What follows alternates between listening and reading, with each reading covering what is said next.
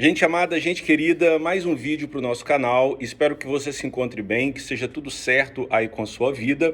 Antes de começarmos a nossa discussão, é importante que você faça as suas obrigações. Curtir esse vídeo, comentar esse vídeo, compartilhar esse vídeo, inscrever-se no canal se você não é inscrito, ativar as notificações também para receber as novidades. Lembro que você pode me ajudar também pelo Instagram. Lá eu tenho duas contas. Uma conta chamada Canal Rodrigo Historiador, é onde eu divulgo os vídeos novos aqui do canal no YouTube, e o perfil Memearquia, que é um perfil de memes. Você vai digitar aí Memearquia e encontrar um perfil com a seguinte descrição na bio: humor sem hierarquia. Sou eu, você também pode me seguir por lá. E é claro, você também pode encontrar meu trabalho pela plataforma academia.edu, onde meus livros eles estão postados para download gratuito, livre. Você pode me encontrar por lá também e prestigiar o meu trabalho, ok? Então, falando do vídeo de hoje, semana triste que confirma o status do Brasil como um dos países mais violentos contra mulheres. Então nós tivemos recentemente, há poucos dias, duas professoras do Cefet Rio que foram assassinadas por um colega de trabalho, uma outra mulher que foi arrastada por um carro, um agressor a arrastou com um carro, está muito mal no hospital, confirmando essa característica do Brasil como um dos países que mais se matam mulheres, um dos países que mais praticam violência contra as mulheres, né? Feminicídios, misoginia, isso marca o nosso país. E por que é assim? Nós sabemos que o Brasil ele não está sozinho nessa triste estatística. Em diferentes contextos humanos, nós temos aí a prática da violência contra a mulher. Recentemente, numa entrevista, o Leandro Carnal disse que o preconceito contra a mulher talvez seja o mais antigo e o mais enraizado dos preconceitos que nós temos na humanidade. Então, se você ir para o contexto hinduísta, lá há violência contra a mulher. Para o contexto islâmico, há violência contra a mulher. E no contexto cristão, que marca o Ocidente, também há violência contra a mulher. Então, nosso vídeo de hoje ele vai concentrar esforços em tentar explicar uma das origens para a violência contra a mulher nesse contexto ocidental que é predominantemente cristão. E quando nós falamos de Ocidente, e em termos de livros, o livro que mais influenciou a formação da cultura ocidental chama-se Bíblia. Então, como a Bíblia encara a mulher, ou como as mulheres são apresentadas na Bíblia. Então eu trouxe aqui 4 trechos da Bíblia, 3 no Antigo Testamento e 1 no Novo.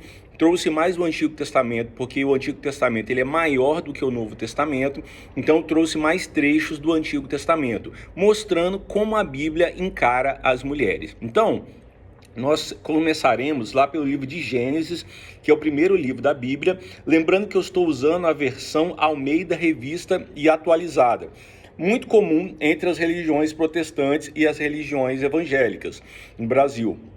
Lembrando que, se você conferir esses trechos em outras versões da Bíblia, como a Bíblia Nova Jerusalém, os trechos são muito parecidos, variando um ou outro termo. Então, a ideia continua a mesma, você pode conferir por lá também, beleza?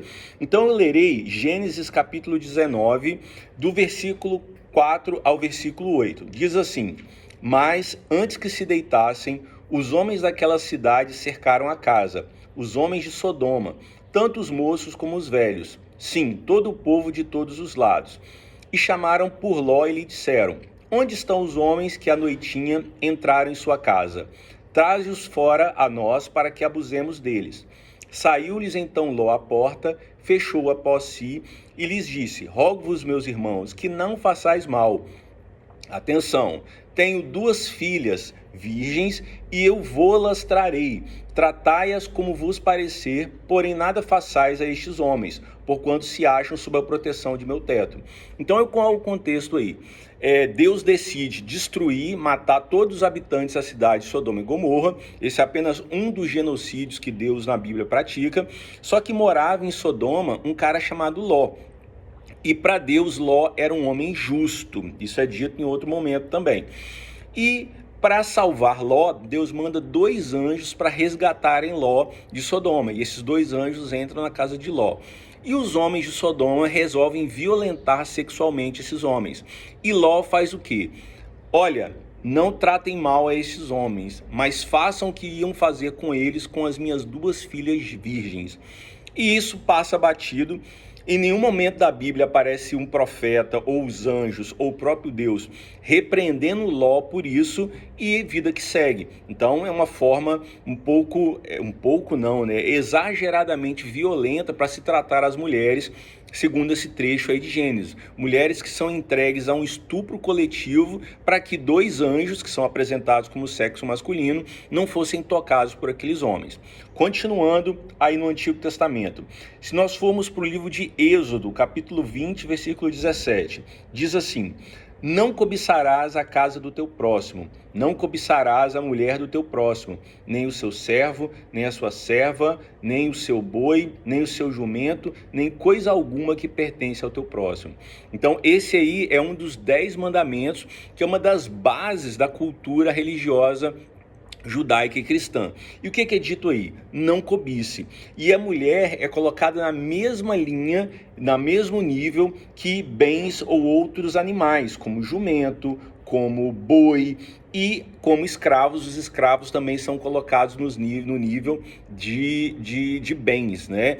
Então, além de se reforçar a escravidão, que é falando para não cobiçar o escravo de outro, que é o servo e é escravo, é dito que a mulher também não pode ser cobiçada, nem coisa alguma. Então a mulher é reduzida a uma coisa que não pode ser cobiçada. O versículo está falando de coisas. Então é uma objetivação da mulher aí nesse trecho. Continuando na Bíblia, no Antigo Testamento, livro de Números, agora capítulo 31, versículos 17 e 18. Moisés diz assim: grande Moisés, agora, pois, matai dentre as crianças todas as do sexo masculino, e matai toda mulher que coabitou com algum homem, deitando-se com ele. Porém, todas as meninas e as jovens que não coabitaram com algum homem, deitando-se com ele, deixai-as viver para vós outros. Ou seja, o que Moisés está dizendo? Nesse caso é uma guerra contra os midianitas, é a outra etnia que está sendo combatida. Então o que Moisés diz? Mate todos os homens, todas as crianças, né? Tem um problema aí de infanticídio também no texto, né? Então a Bíblia é um cardápio com várias violências para vários grupos, né? No caso aqui contra crianças. E as mulheres que tinham dormido com algum homem deveriam ser mortas, mas atenção, as meninas e as jovens que não tinham tido relação sexual com homens deveriam ser mantidas e seriam entregues para os israelitas. Então, na prática, o que esse trecho está dizendo? Que as mulheres e as jovens, as adolescentes virgens, elas seriam tomadas como despojo de guerra e, na prática, seriam estupradas pelos homens de Israel, porque elas estão sendo entregues para um outro povo e vão ser obrigadas a ter relações sexuais com esses israelitas. Então, uma outra violência contra as mulheres. Agora, para a gente finalizar, no Novo Testamento, a primeira carta de Paulo a Timóteo, capítulo 2, versículo 12. Diz assim: e não permito que a mulher ensine, nem exerça autoridade de homem. Esteja, porém, em silêncio. Então é dito aí que a mulher, ela não pode ensinar, ela tem que permanecer em silêncio, né? Então as igrejas que as mulheres ensinam, que tem pastoras, que tem profetisas, as irmãs da revelação, segundo o primeiro livro de Timóteo, elas estão erradas, elas não podem falar. Então, para Paulo, as mulheres não podem falar na igreja. E, inclusive, curiosamente, as 2 servidoras do Cefete Rio que foram mortas justamente porque um homem não aceitava que a autoridade dela se fizesse sobre ele. Então, esse homem está aqui seguindo Timóteo, capítulo 2, versículo 12.